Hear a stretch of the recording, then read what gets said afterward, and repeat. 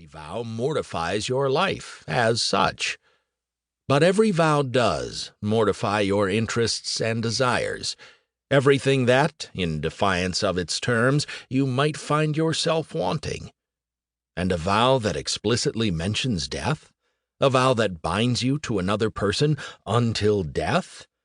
You can't deny there's a certain fatality to that one.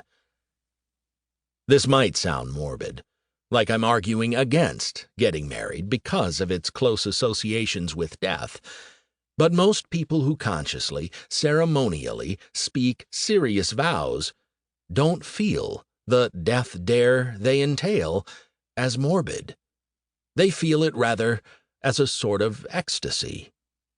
It's a beautiful thing to release yourself from itself, to offer it as a sacrifice to something bigger. Besides, getting married is a pretty luxurious version of this, if you think about it. Sort of a best of both worlds situation.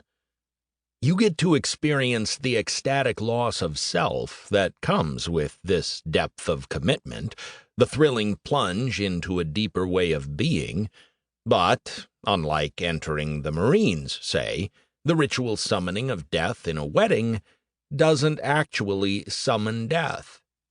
You're not committing yourself to ship into war zones to fight and die for your fellow Marines. You're committing yourself to be good and faithful to a person you love and probably find physically lovely, who loves you and finds your physical person appealing too, where enacting your heroic self-renunciation in the daily run of life involves such things as sharing meals, having conversations, making love, raising children.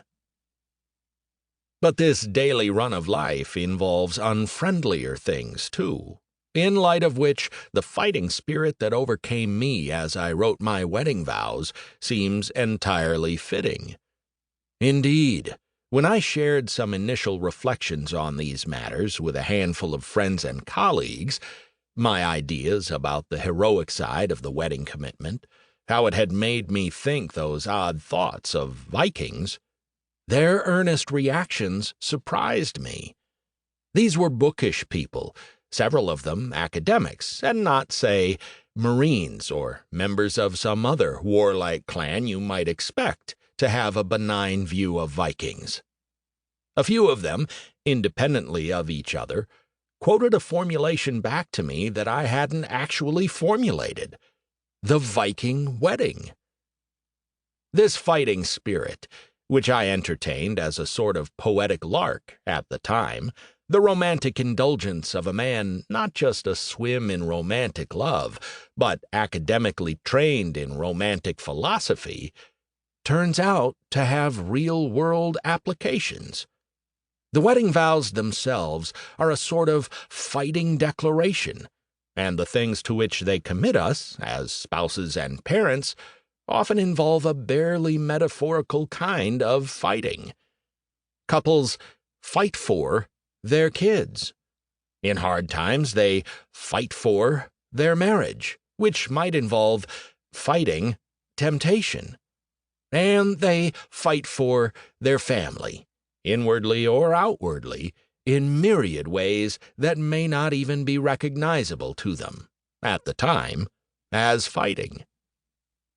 For example, I don't remember how I thought of my first few days of fatherhood as they happened, but in retrospect I could see that the mood I'd been in much of the time was a fighting one. Juliet had given birth to our first daughter after a frustrating 2-day labor, but in a fairly speedy and healthy-seeming delivery.